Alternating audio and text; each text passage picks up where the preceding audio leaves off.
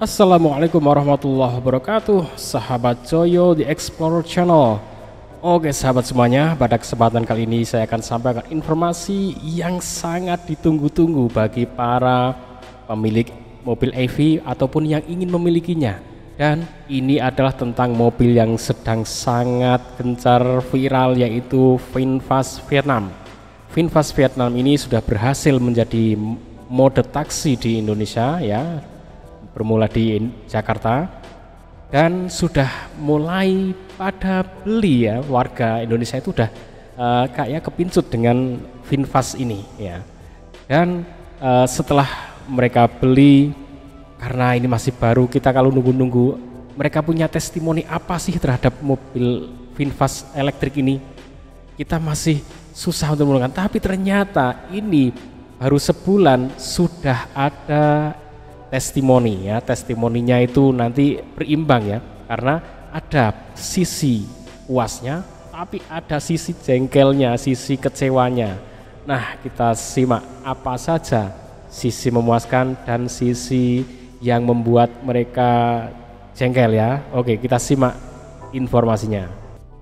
Oke, saya sampaikan sisi kepuasannya dulu ya. Yang pertama, fitur-fiturnya bagus. Kemudian dari suspensinya nyaman ya, kabin-kabinnya di dalamnya juga senyap, nyaman.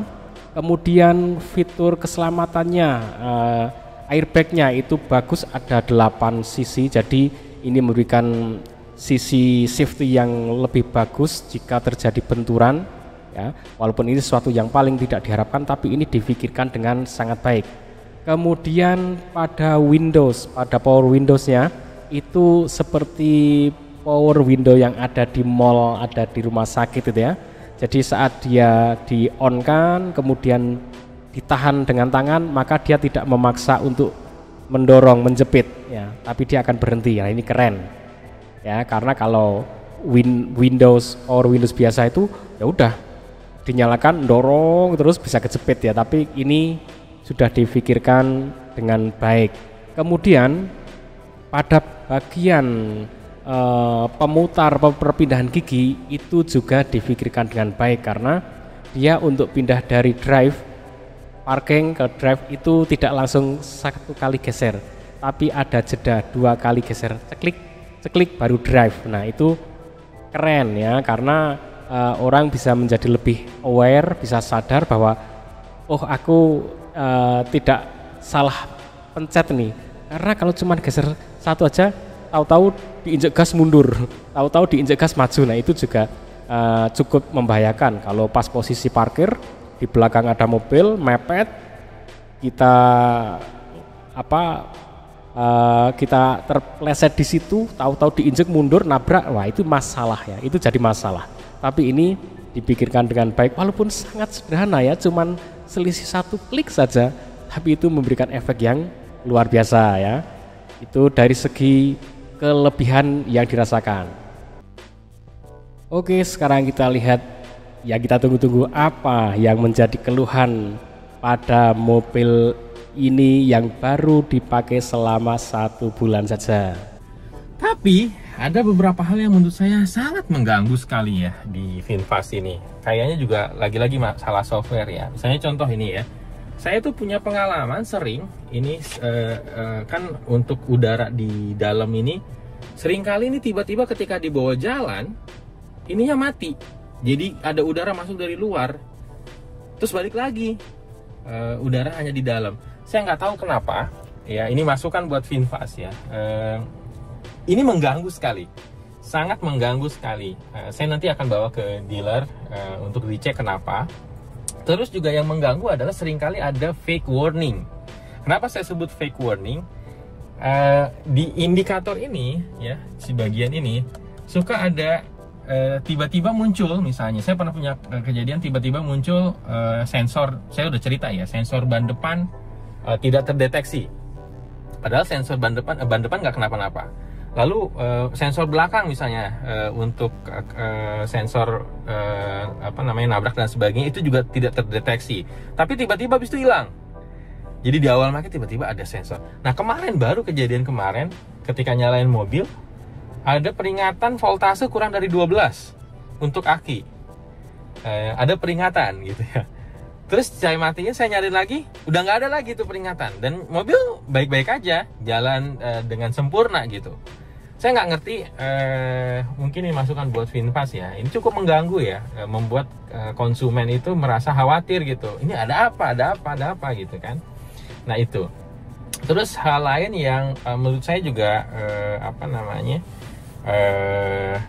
agak mengganggu adalah terkait dengan suka ada kayak, saya nggak tahu ya, mungkin itu suara bagian dari baterainya ya, agak mendengung gitu, bung gitu ya. Mungkin itu mendinginkan baterai ya, proses mendinginkan baterai. Tapi itu seringkali terjadi di ketika misalnya agak macet, diam gitu ya, mungkin dia butuh mendinginkan.